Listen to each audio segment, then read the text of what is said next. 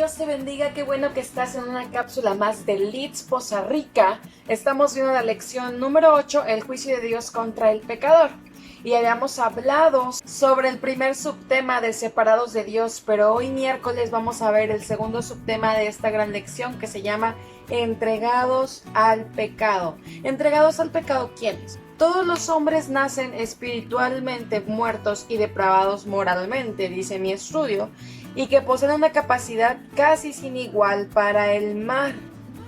Es decir, todos los hombres hemos nacido con muerte espiritual y depravados, como lo hemos estado viendo a través de todas estas lecciones. Dios detiene o restringe la maldad de los hombres para que no sean ya peores de lo que ya son. Imagínense si Dios no nos pusiera este alto o no nos saliera al encuentro, seguiríamos siendo esos viles pecadores malos y en realidad nos iría muchísimo peor, pero gracias a la misericordia de Dios que detiene o restringe o frena esta maldad del hombre, hace que podamos tener esperanza o una oportunidad.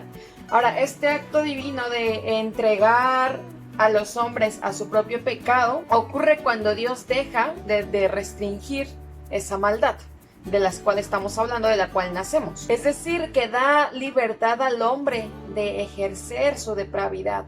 Por eso se llama entregados al pecado. Dios nos puede detener y nos puede decir hasta aquí, pero Él también nos permite, y es cuando deja y nos da la libertad de ser esas personas malas. Porque Dios retira su gracia que frena la maldad de los hombres. Escuchen esto, Dios retira la gracia que frena la maldad del hombre.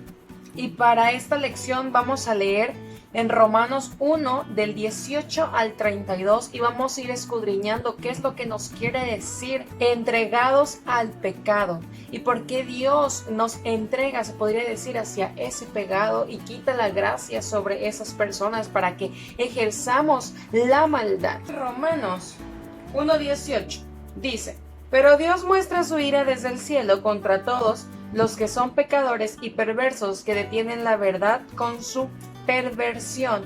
¿Contra quién revela Dios su ira? Contra los perversos, contra los malvados, contra los pecadores.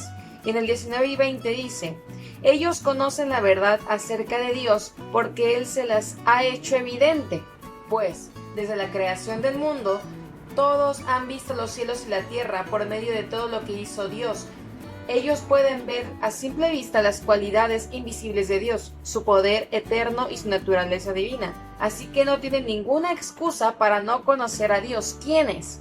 Los pecadores. No tienen ninguna excusa. ¿Por qué? Porque han visto la creación de Dios, han visto las maravillas de Dios. Es decir, no pueden decir que Dios no existe, que Dios no está aquí, porque Dios les ha puesto frente a sus ojos a esas personas pecadoras, que es real. Y vamos a detenernos aquí un poquito porque eso no quiere decir que entonces todos los hombres sabemos acerca de Dios o sabemos todo acerca de Dios.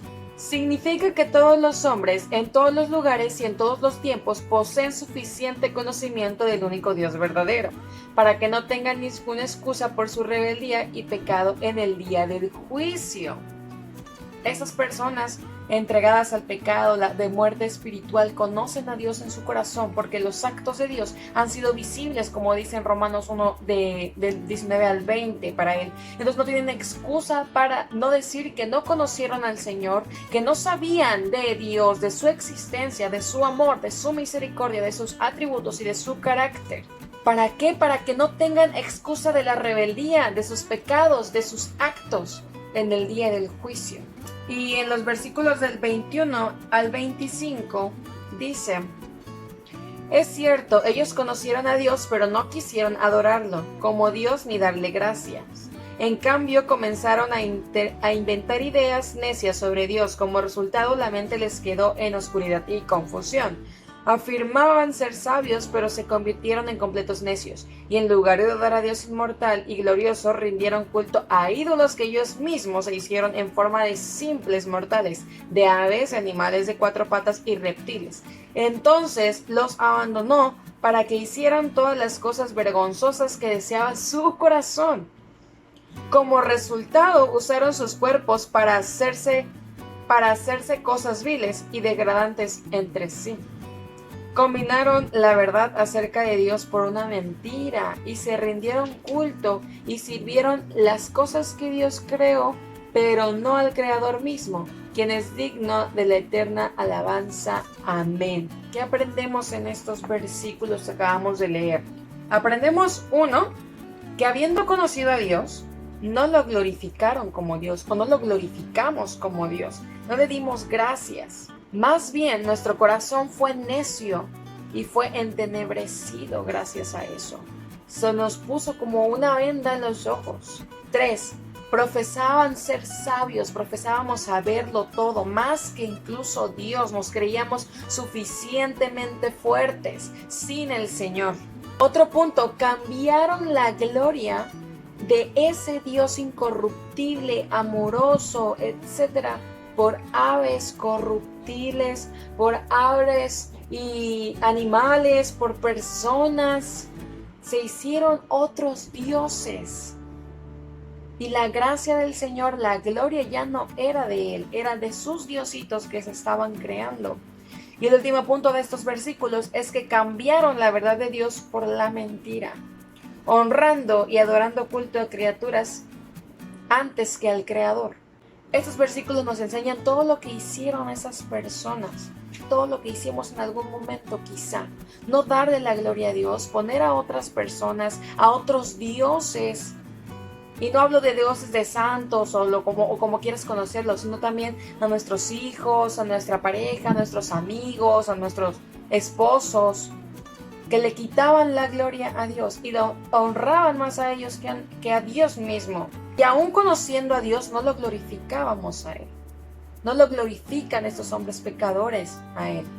Y en los versículos del 28 en adelante dice: por pensar que era una tontería reconocer a Dios, Él los abandonó en sus tontos razonamientos y dejó que hicieran cosas que jamás debían hacerse. O sea, Dios los dejó, como decía en el principio y como se llama la lección, Dios los entregaba al pecado. Dios no detenía esa maldad. Dios quitaba la gracia sobre esas personas pecadoras y les permitía ser libres en su pecado. Se llenaron de toda clase de perversiones, pecados, avaricia, odio, envidia, homicidios, peleas, engaños, conductas maliciosas y chismes. Son traidores. Escucha lo que dice la palabra de Dios de esas personas. Son traidores, insolentes, arrogantes, fanfarrones y gente que odia a Dios. Inventan nuevas formas de pecar y desobedecer a sus padres. No quieren entrar en razón y no cumplen lo que prometen. Son crueles y no tienen compasión. Saben bien que la justicia de Dios exige que los que hacen esas cosas deben morir, pero ellos igual las hacen. Peor aún, incitan a otros a que también las hagan. Qué fuerte palabra, ¿no? Qué fuerte revelación nos está dando aquí en Romanos 1 del 28 al 32. ¿Cómo son esas personas? Se llenan de avaricia, de arrogancia, de pecado. Y Dios lo permite. Pero por su misericordia detiene y restringe la maldad del hombre para que no se haga peor de lo que ya es. Porque nos damos cuenta y nos enseña Romanos que cuando nosotros no le damos la gloria a Dios, cuando nosotros no lo buscamos a Él primero, nos hacemos otros dioses, hacemos que nuestro razonamiento sea malo y nos entenebrecemos y endurecemos el corazón y empezamos a hacer todas esas cosas malas que nos habla la palabra en Romanos 1 del 18 al 32. Y nos volvemos esas personas que no agradamos a Dios y estamos entregados al pecado en vez de estar entregados a Dios. Y aquí nos habla del juicio de Dios contra el pecador. Y me intriga porque al principio nos dice que no tenemos excusa, porque conocemos a Dios, conocemos al Dios de la Biblia, de la palabra, y aún así huimos de todo lo bueno. Pero no dice la palabra: no, yo te hice visible los ojos y en tu corazón, ¿quién soy yo? Yo te hice visible cuáles son mis atributos, cuál es mi carácter. Y aún así, tú no quisiste. Entonces no tienes excusa por tu rebeldía y por tu vana manera de vivir y por tu pecado para el día del juicio. Y así se llama nuestra lección, el juicio, o los juicios de Dios contra el pecador. Y es tremendo, ¿no? Que entendamos que en algún momento tú y yo estuvimos ahí. O cuántas personas no siguen ahí en el mundo perdidas. Y Dios no tiene su gracia sobre ellos. No dejemos de predicar el Evangelio para que rescatemos más almas para Dios. Para que conozcan a este Dios de amor y misericordia, pero que también conozcan a este Dios justo. Pues espero que haya sido edificante para su vida. Dios les bendiga y nos vemos en la próxima cápsula Leads. Adiós.